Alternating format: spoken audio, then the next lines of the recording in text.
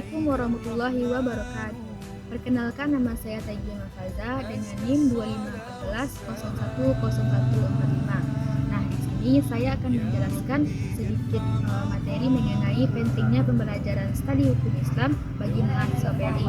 Sebelum itu, mari kita ketahui apa itu pengantar studi hukum Islam. Pengantar studi hukum Islam merupakan pemaparan dasar tentang sistem hukum yang berasal dari ajaran Islam, yang mana mencakup berbagai sumber-sumber hukum, prinsip-prinsip dasar, serta aplikasi dalam kehidupan sosial, politik, dan ekonomi.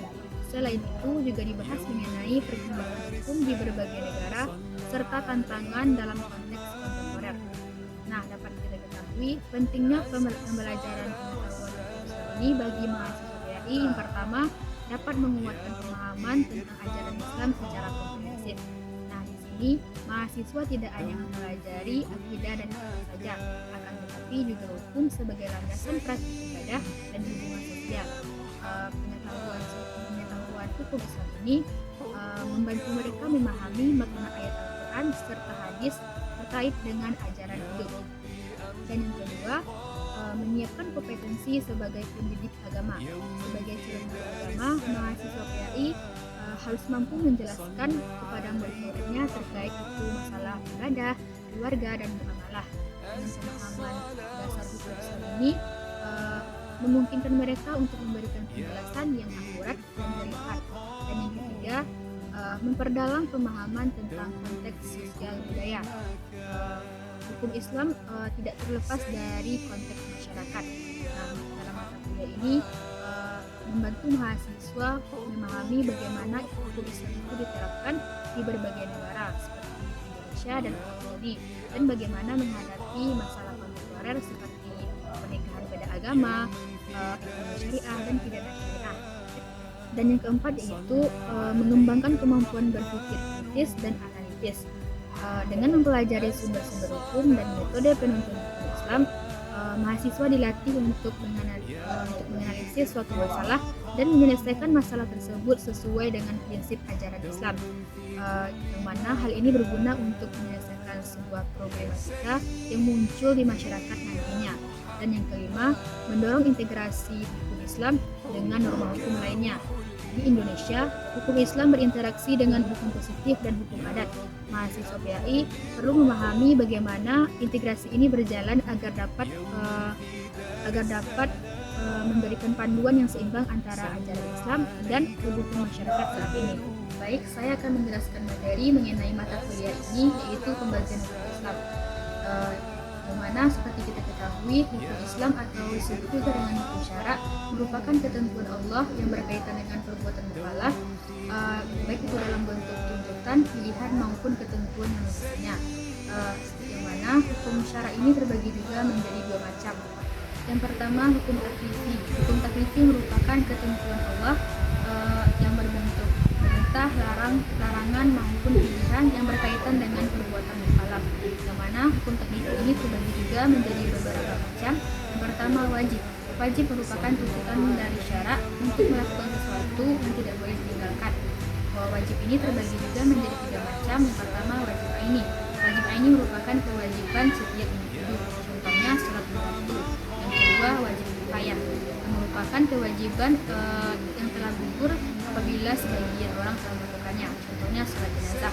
Yang ketiga, wajib muayyan dan wajib mukhayyar, di mana wajib muayyan ini merupakan kewajiban yang objeknya telah ditentukan. Contohnya puasa di bulan Ramadan. Dan sedangkan wajib mukhayyar ini merupakan kewajiban yang memiliki pilihan. Contohnya seperti puasa kafaroh. Dan yang kedua, sunnah. Sunnah merupakan anjuran dari syara. Apabila seseorang melakukannya mendapatkan pahala, dan apabila seseorang meninggalkannya tidak berdosa. Sunnah ini dibagi juga menjadi tiga macam. Yang pertama, sunnah muakkadah, yaitu sunnah yang dianjurkan. Dan yang kedua, sunnah masyru'iyah, yaitu sunnah yang diperbolehkan. Dan yang ketiga, sunnah zaid. Sunnah zaid ini merupakan sunnah dalam hal kebiasaan Nabi. Dan yang ketiga, haram. Haram merupakan larangan tegas yang bersifat tegas dari syara agar itu perbuatan itu ditinggalkan. Haram ini dibagi juga menjadi tiga macam. Menjadi dua macam. Yang pertama, haram lizatihi, yang merupakan sesuatu yang pada zatnya itu dilarang. Contohnya curi, zina, minum minuman keras dan lain-lainnya. Dan yang kedua haram ligerihi, yang mana haram ligerihi ini pada asalnya itu diperbolehkan, namun menjadi haram apabila ada faktor lain. Contohnya melakukan transaksi jual beli saat azan Jumat. Dan yang keempat makruh. Makruh merupakan sesuatu yang dibenci oleh syarak. Apabila seseorang meninggalkannya akan mendapatkan pahala dan orang melakukannya tidak berdosa. Makruh ini terbagi juga menjadi dua macam. Yang pertama makruh tahrim. Makruh tahrim ini adalah larangan yang bersumber dari dalil yang zoni. Dan yang kedua haram makruh tanzih. Makruh tanzih ini merupakan larangan ringan yang menunjukkan ketidaksukaan syarak. Dan yang kelima mubah. Mubah merupakan sesuatu yang diperbolehkan, yang mana di sini setiap individu diperbolehkan untuk memilih apakah untuk melakukannya atau tidak. Contohnya makan dan minum dalam hal kebaikan. Dan hukum syarak yang kedua yaitu hukum wadai, yang mana hukum wadai ini merupakan ketentuan Allah yang menetapkan segala sesuatu sebagai sebab, syarat dan atau penghalang bagi hal lainnya. Yang mana hukum wadai ini terbagi juga menjadi beberapa macam. Yang pertama sebab. Sebab merupakan ketentuan Allah yang menetapkan ketentuan Allah yang menjadi sebab ketentuan itu terjadi. Contohnya masuknya bulan Ramadan menjadi sebab wajibnya berpuasa. Yang kedua syarat. Syarat merupakan ketentuan Allah yang menjadi syarat terjadinya hukum fikih tersebut. Contohnya wudhu menjadi syarat sah salatnya seseorang. Dan yang ketiga mani atau penghalang, yang mana merupakan ketentuan Allah yang menjadi penghalang terjadinya hukum fikih. Contohnya haid menjadi penghalang bagi perempuan untuk melaksanakan sholat ataupun berpuasa. Dan yang keempat yaitu sihah dan butlan, yang mana kedua istilah ini digunakan untuk menilai status hukum dalam suatu perbuatan, apakah suatu hukum itu diterima atau ditolak. Yang mana sihah ini merupakan suatu akibat hukum diterima karena terpenuhi sebab dan syarat banyaknya. Contohnya seseorang yang melaksanakan sholat dalam keadaan berwudu dan menghadap kiblat. Sedangkan butlan yaitu suatu akibat hukum ditolak karena tidak terpenuhinya sebab syarat dan banyaknya. Contohnya seseorang yang melaksanakan sholat di luar waktu atau tanpa waktu. Dan yang kelima yaitu azimah dan nuqsah, mana azimah dan nuqsah ini merupakan hukum wadai yang berkaitan dengan pelaksanaan hukum. Azimah sendiri yaitu hukum asal yang berlaku secara umum tanpa pengecualian. Contohnya puasa di bulan Ramadan. Sedangkan nuqsah yaitu keringanan hukum dari syarat karena adanya uzur atau kesulitan tertentu.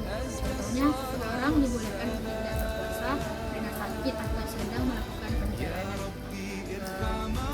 Baik, sekian penjelasan dari saya mengenai pentingnya pembelajaran studi hukum Islam bagi mahasiswa WRI dan materi terkait hal itu.